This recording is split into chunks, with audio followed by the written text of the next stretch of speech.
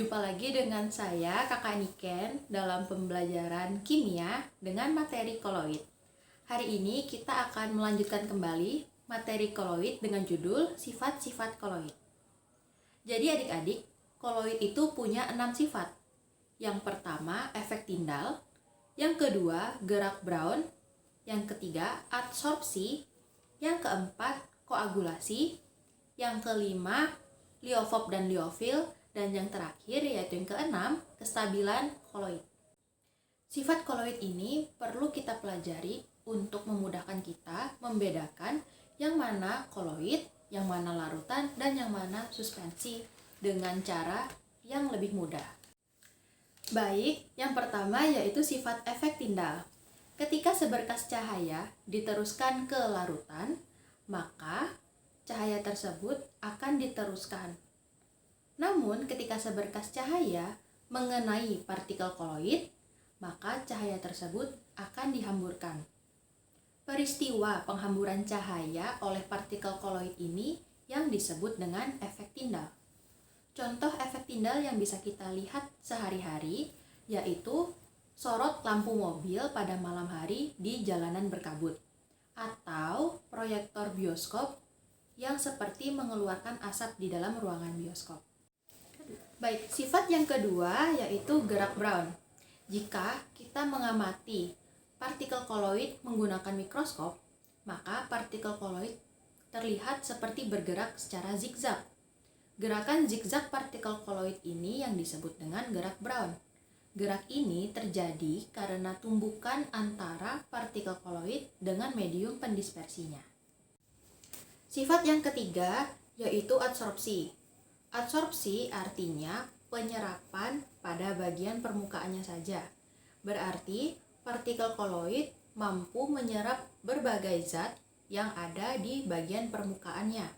Contohnya pada penyerapan zat warna pada proses pewarnaan serat kain. Sifat yang keempat yaitu koagulasi. Koloid bisa menjadi partikel yang bermuatan.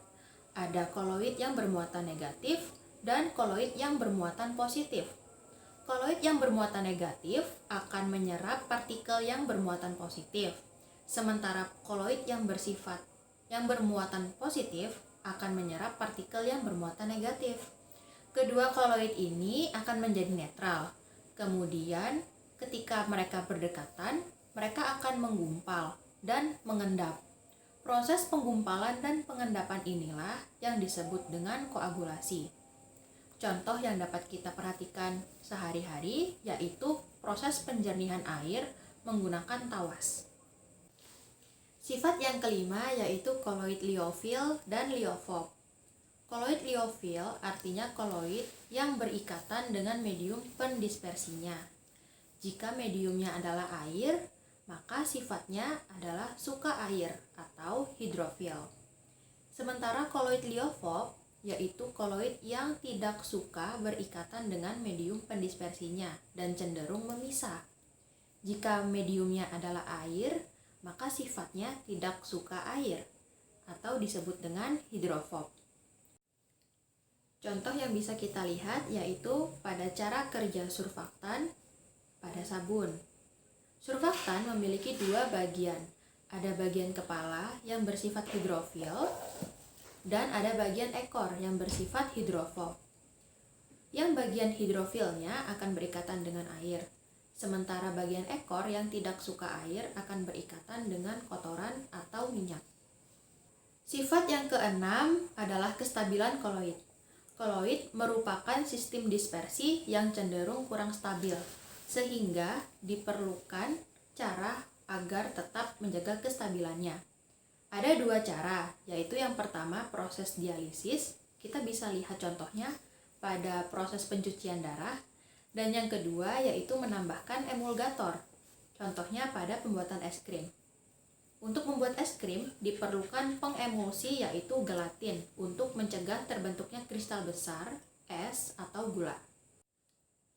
Itulah penjelasan mengenai sifat-sifat koloid. Sekian dan terima kasih. Assalamualaikum warahmatullahi wabarakatuh.